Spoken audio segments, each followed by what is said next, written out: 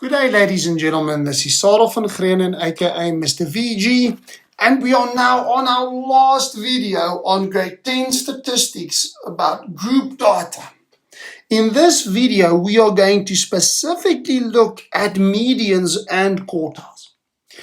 Please understand this is not an exact science. This specifically, ladies and gentlemen, is more looking at roughly where do we expect medians and quartiles to lie inside of grouped data. So when I look at this, ladies and gentlemen, the first question would be, in which interval will the median lie? Now this data set will look familiar because it's the one we used in the previous video about the estimated mean. Now for the estimated mean, remember we used cumulative, we used class middle values and f times x. But for medians and quartiles, we need cumulative frequency as being another column in my data set. Now, cumulative means it builds up, it accumulates. So so our frequencies grow. One of my old students told me their teacher said it meant the total so far. I love that. So the total number of frequencies so far. So what a cumulative frequency table basically tells me is at the end of the first class, how many frequencies were there so far? So at the end of 40, there was just 2 because there was only that 2. But now at the end of 50, there was a 2 and a 5 that came before it. So the cumulative frequency is the 2 and the 5 together. So at the end of 60, there has been an 18, a 5, and a 2, which means there has been 25 people so far. Let's just, for a moment, just stop writing and think what it means. It means at the end of 60, okay, at the end of 60, there was 25 people they wait so far. Now, I want to quickly just say I apologize. I said this was the same data set as in the previous video. It isn't. I just see it now. I must be hallucinating or something. This is about the weight of 100 students. The previous one was up to a maximum of 35. My apologies. Woo! This is some interesting maths we're doing here. So let's carry on. My apologies about that. At the end of 70, there has been 47. But now isn't there an easier way than having to add up 22 and 18 and 5 and 2? Can't we just say 25 plus 42, and that gives me, 47. And repeat this process. 47 plus 30 is 77. 77 plus 15 and 92 plus 8 is 100. So in which interval will the median lie? So first of all, we need to find out approximately how many kids would represent the median. Okay. Now there's 100 students. So in other words, we're looking at a half of the 100, which means about 50. Think about this. So if we put all the kids from smallest or from lightest unto heaviest, then I want to know the 50th student. In which interval will this median lie? So if I look at this, at the end of the 70 kilograms, so at the end of the 70 kilograms, there has been 47 students. At the end of the 80 kilograms, there has been 77. So in other words, your 50, your median, the 50th person will lie in between that 47 and the 77.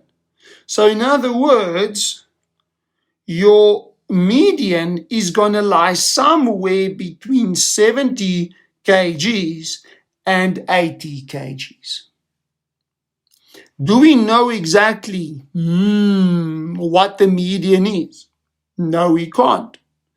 Could the teacher ask you for an estimated median? Yes, they could. An estimated median would be 75. Is 75 kilograms, let me just write it proper. Is it accurate? No, we don't know. Where does the 75 kilograms come from? Exactly in the middle of 70 and 80 kilograms. It's not accurate at all, ladies and gents, but it's an estimation. But we are hitting a bit of a problem, and you'll see later on why. Let me not run ahead of this. Next up, in which interval will the lower quartile lie? So the lower quartile is a quarter of 100 because there's 100 students, so 25. So in other words, it's exactly at the end of that 50 to 60. But do we know what the actual value is? No, we don't. So we know just that the quartile 1 is going to lie somewhere between 50 and 60. Could they ask you for an estimated lower quartile or quartile 1? Yes. Again, 55 kgs. Accurate? Nope. We don't know where. It could be beginning or end. We don't know. Next question. What about the upper quartile? Well, I'm repeating this process and going to go and look for the 75th percentile. And at this moment of time, let me just clean this up for you. That is 3/4 times by 75. In which interval will the 75th person lie? Well, also between 47 and 77, so also between 70 kilograms and 80 kilograms. So if we were to ask you an estimated value for the upper quartile, unfortunately, it's also 75 kgs. But now, ladies and gentlemen, I've got a bit of a problem because my median and my quartile is exactly the same. That is the problem with estimated quartiles, with estimated means or medians, is it isn't accurate. And so it kind of feels weird to say that the estimated quartile 3 is also 75 kgs.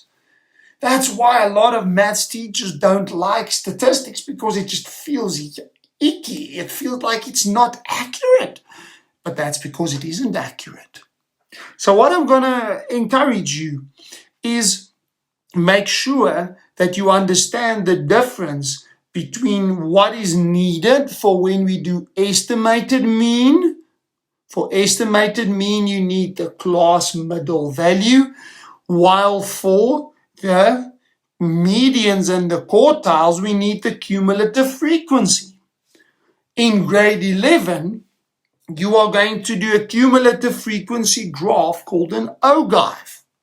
An ogive will give you a better estimation for the median, the quartile 1 and quartile 3. That's why we kind of dabble with it a little bit in grade 10, but that's not our focus.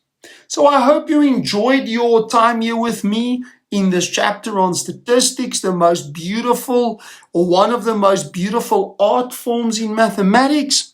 And please sign in to our other videos that's coming up. We're diving into so many different forms of maths. This is Mr. VG signing out. Have a beautiful and amazing rest of your day. Keep well. Cheers.